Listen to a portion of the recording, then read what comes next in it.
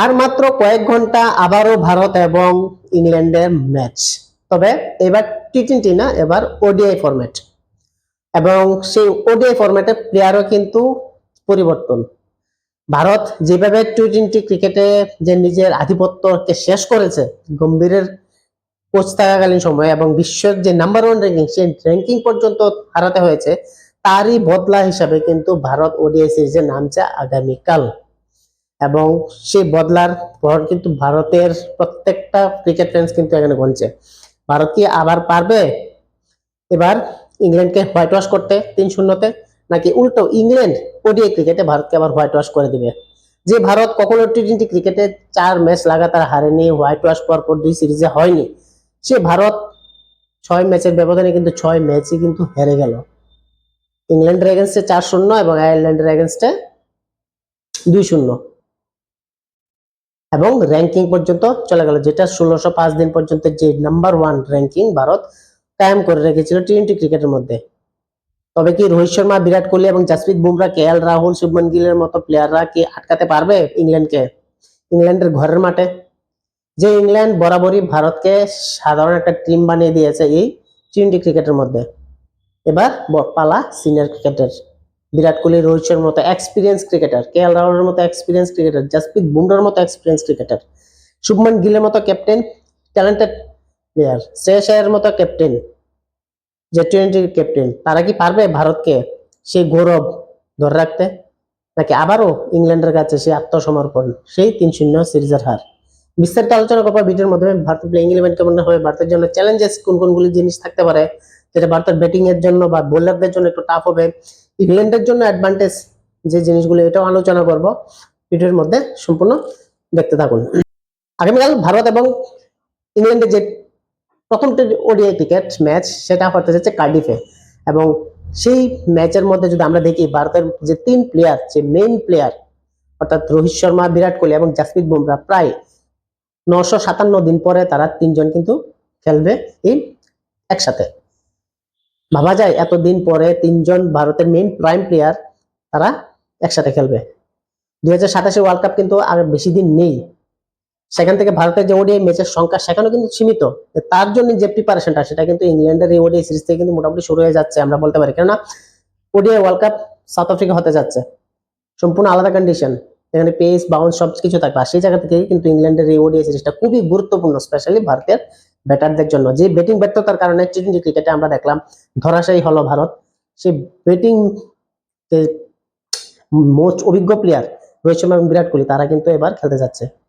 আগামীকালকের playing eleven যদি আমরা এখানে দেখি, প্লেইং ইলেভেনের মধ্যে কারা কারা থাকতে পারে। Number 1 opener captain Shubman Gill এবং রোহিত শর্মা, 3 নাম্বার পজিশনে বিরাট কোহলি লেজেন্ড, তারপরে সেখানে শ্রেয়াস আয়ার 4 নম্বরে, 5 নম্বরে কেএল রাহুল উইকেট কিপার হিসেবে এখানে থাকছে। তাছাড়া 6 নম্বরে শুভম দিবে, 7 নম্বরে অক্ষর পটেল। এ পর্যন্ত এখানে ব্যাটার। তারপরে আসছে কিন্তু বোলার, কেননা ইংল্যান্ডের যেহেতু কন্ডিশন পেস ফ্রেন্ডলি, সেই জায়গার মধ্যে এখানে মোস্ট প্রবাবলি 4 জন পেসার এখানে থাকতে পারে। তো সেই জায়গার মধ্যে যদি আমি দেখি, 8 নম্বরে জাসপ্রীত বুমরা, 9 নম্বরে আর্শদীপ সিং, 10 নম্বরে এখানে কুলদীপ যাদব, এবং 11 নম্বরে গুরনুর বার, যে আফগানিস্তানের এগেনস্টে দুর্দর্শ বোলিং করেছে। সেই বার কিন্তু আগামীকালকে ওডিআই ক্রিকেটে আমরা তাকে দেখতে পাবো। প্লেইং ইলেভেন বরাবরই স্ট্রং থাকবে, এবং যেহেতু ভারতের এই টিমের মধ্যে সিনিয়র ক্রিকেটার রোহিত শর্মা, বিরাট কোহলির মতো প্লেয়াররা আছে এবং প্রাক্তন ক্যাপ্টেনরা আছে, সেই জায়গার মধ্যে ভারতের একটা এক্সট্রা অ্যাডভান্টেজ আছে, তাদের মধ্যে যে এক্সপিরিয়েন্স আছে, এবং স্পেশালি বোলিং ডিপার্টমেন্টের মধ্যে যে বুমরা আসছে, সেখান থেকে কিন্তু ভারতের একটা পজিটিভ সাইন আছে। ভারত কিন্তু ওডিআই ক্রিকেটে বা ওডিআই ম্যাচের মধ্যে ভালো কিছু করবে ইংল্যান্ডের এগেনস্টে।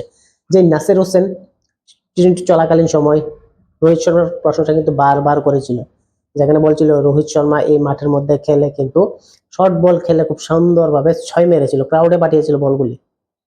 কিন্তু ভারতের টি20 ব্যাটাররা এই শর্ট বল এগেন্সে সবাই ব্যর্থ হয়েছিল। আর সেই রোহিত শর্মা কিন্তু আগামীকালকে খেলে, এবং ইংল্যান্ডের বরাবরই পেস এবং বাউন্স নিয়ে কিন্তু রোহিত শর্মা, বিরাট কোহলি খুব এক্সপিরিয়েন্স, খুব অ্যাওয়ার, তারা জানে কি করে শর্ট বল সেখানে খেলতে হয়, যেটা ইংল্যান্ডের জন্য একটু টাফ হবে। বরাবরই ভারতের যে মেইন 3টা উইকেট, বিরাট কোহলি, রোহিত শর্মা এবং কেএল রাহুল, এটা কিন্তু ব্যাকবোন বলা যেতে পারে ওডিআই ক্রিকেটের। এবং ইংল্যান্ড যদি ভারতকে আবারও 30 হারাতে চায়, তাহলে ইন্ডিয়ান টপ অর্ডারকে কলাপস করতেই হবে ইংল্যান্ডের। নতুবা কিন্তু ভাই সম্ভব না। বিরাট কোহলি রোহিত শর্মা যেখানে একসঙ্গে খেলছে সেখানে কিন্তু ইংল্যান্ডের জন্য একটা মাথা ব্যথার কারণ হয়ে পড়বে তাদেরই কম্বিনেশন। তো যাই হোক, প্লেইং ইলেভেন মোটামুটি যেটা বলছি প্রবাবলি মোস্ট প্রবাবলি এটাই থাকবে। এখন প্রশ্ন হচ্ছে ভারতের দুর্বলতা।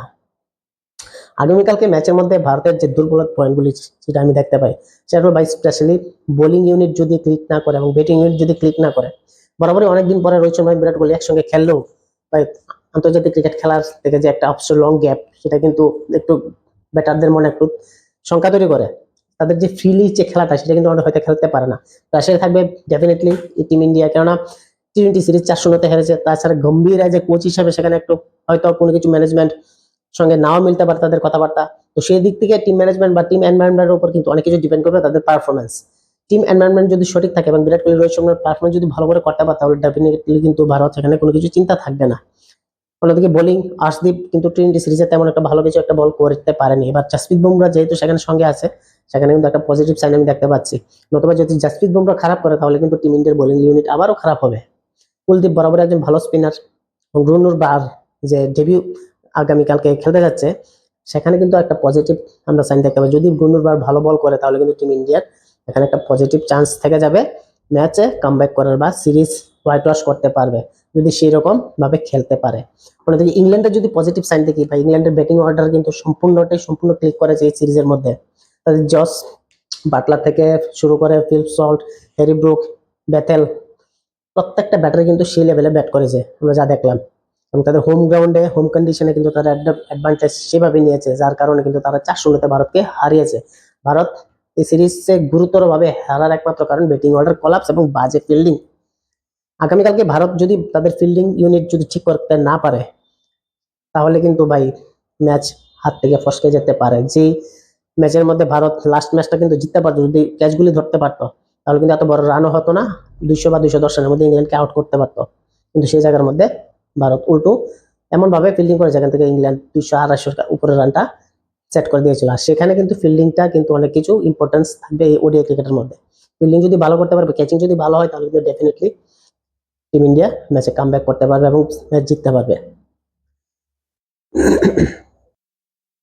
তো আপনাদের কি মনে হয় আগামীকালকে ভারত কি ওডিআই ক্রিকেট প্রথম ম্যাচে কি জিততে পারবে ইংল্যান্ডের এগেন্সে, নাকি সেই আবার টি-20 সিরিজের একটা ধারাবাহিকতা চলছিল 4-0 পরে যে আবারও 1-0 আমরা দেখতে পাবো, নাকি ইংল্যান্ড তাদের সেরা খেলাটা দিয়ে আবারও ভারতকে তাদের মাঠে হারাতে পারবে, নাকি ভারত উল্টো কামব্যাক করতে পারবে এই সিনিয়র ক্রিকেটারদের মাধ্যমে, নাকি সিনিয়র ক্রিকেটাররা ভারতের মান সম্মান ইজ্জত বাঁচাতে পারবে? তো আগামীকাল কমেন্টে জানাবেন।